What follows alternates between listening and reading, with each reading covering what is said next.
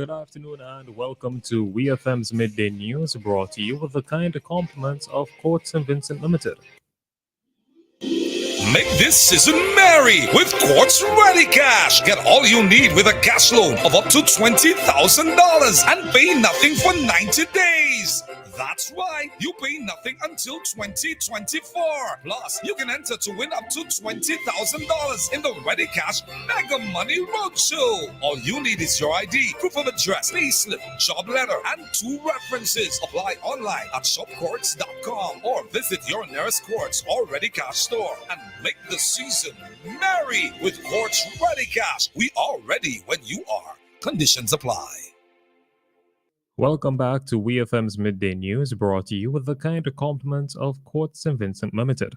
I am your presenter, Rajiv Providence. First, on the local scene, police here in St. Vincent and the Grenadines have launched investigations into multiple shootings that took place over the weekend on the island, resulting in the killings of 2 men. A release from the Public Relations and Complaints Department of the police force states that preliminary information indicates that on Saturday, December 2nd, 2023, at about 7:20 a.m., DJ Howard, a 29-year-old laborer of Edinburgh, and Orlando Guy, a 35-year-old laborer of the same address, were attacked by an assailant and shot about their bodies. The victims were transported to the Milton Cato Memorial Hospital for medical treatment. Guy later succumbed to his injuries and was pronounced dead at about 11:11 a.m. by a medical doctor. Howard is in stable condition at the MCMH. At about 10:50 a.m. later, that same day, Jovica Games, a 28-year-old laborer of Layou, was walking through the old cemetery in Cashville, Layou, when he was accosted by an assailant and shot multiple times about his body. Games was transported to the Milton Cato Memorial Hospital. He was treated and is reported to be in stable condition. The fourth shooting occurred on Sunday, December 3rd, 2023, at about 7:25 a.m. in Belmont. The victim is Demron Delpesh, a 31-year-old laborer of Belmont. At the time of the shooting, Delpesh was walking along the Belmont Public Road when he was attacked by an armed assailant. Delpesh was pronounced dead at the scene by a medical doctor.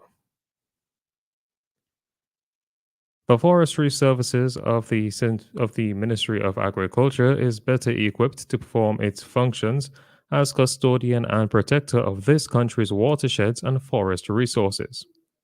This is because of the handing over of a consignment of tools and equipment on Tuesday, November 28, 2023, at the headquarters of the Forestry Services at the Ministry of Agriculture in Camden Park. According to an official release from the Ministry of Agriculture, the delivery was procured under the United Nations Development Program (UNDP), Ridge to Reef, and Integrated Water, Land, and Ecosystems Management in the Caribbean Small Island Developing States Twin Project. This project assembled of a number of state agencies, including the Forestry Services and the Fisheries Division of the Ministry of Agriculture, National Parks and Beaches Authority, Central Water and Sewerage Authority, and the Ministry of Sustainable Development. Director of Forestry Fitzgerald Providence urged the audience to recognize the role of the environment in sustaining our lands, lives, and livelihoods. He expressed gratitude for the equipment and the continued assistance of all agencies involved. Still on the local scene, Cabinet has approved an increased amount of EC $5 for recipients on the Public Assistance Program who are currently receiving EC $275 to ensure that they are not disadvantaged when using the newly implemented reloadable automated teller machines ATM cards. Acting Prime Minister the Honorable Montgomery Daniel told a media briefing that the move will allow recipients to withdraw all of their money if they so wish when using the card. This is in light of the fact that ATMs only issue $20, $50, and $100 notes. According to a release from the Agency for Public Information, the cash method of payment cost the state EC $22,290 monthly, or EC $267,480 per year. Minister Daniel said the approval by Cabinet seeks to sustain the new payment method that will cost the state a reduced figure of EC $833 monthly or an average of EC $10,000 annually. The acting prime minister said not only will this method be cost effective, but it will also provide financial freedom opportunities for the beneficiaries. On to news in the region. Guyana's Ministry of Agriculture has refuted claims that there is chicken smuggling taking place. The Agriculture Ministry dismissed the claims as malicious, false, and libelous. A statement says the decision to import chicken was made by the government of Guyana. This became necessary since Guyana's local chicken consumption has vastly increased, resulting in the local supply being unable to meet the growing demand. According to Loop News, in addition to the increased local consumption, the local chicken industry was seriously affected by an outbreak of avian influenza in the United States of America earlier in this year. The outbreak in turn negatively affected the importation of hatching eggs, which led to the depletion of an already inadequate supply of chicken in Guyana. Venezuelans have approved the referendum on the disputed territory with Guyana. The vote on the issue took place on Sunday, on December 3rd, was called by the government of Venezuela President Nicolas Maduro to claim sovereignty over the oil and mineral-rich area of Guyana's Essequibo County. It remains unclear how Venezuela's president will enforce the results of the vote, but Guyana considers the referendum a step toward annexation, and the vote has its residents on edge. The National Electoral Council claimed to have counted more than 10.5 million votes, even though few voters could be seen at polling sites throughout the voting period for the 5-question referendum, Loop News reports. The council, however, did not explain whether the number of votes was equivalent to each voter or if it was the sum of each individual answer. On the international scene, Israel has issued orders for evacuations to Palestinians as they widen their onslaught on Gaza.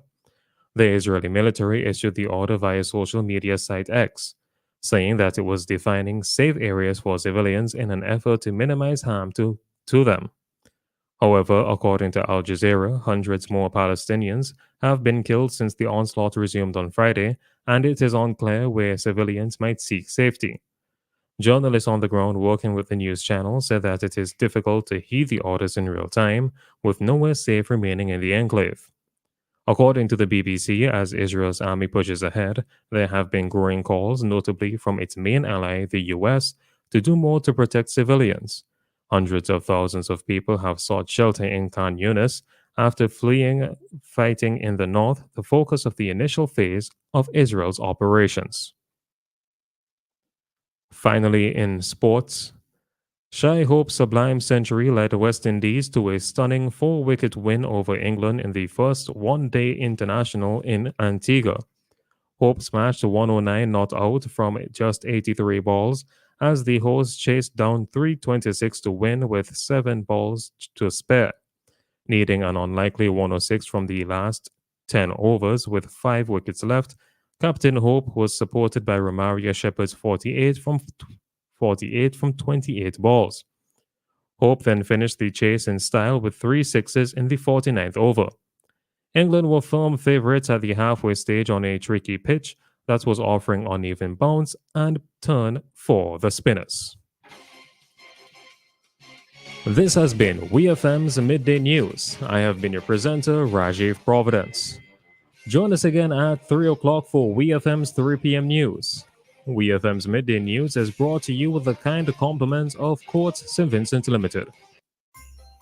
This Christmas, give the gift of sight with a little help from Quartz Optical. Choose from the widest selection of fashionable and affordable frames with flexible payment plans available from 3 to 24 months. Schedule your appointment online today at www.quartzoptical.com and get a free gift with every frame plus lens purchase. Come enjoy our gift to you from Quartz Optical, where your eye exam is always free. All major insurance providers are accepted. See in store for details.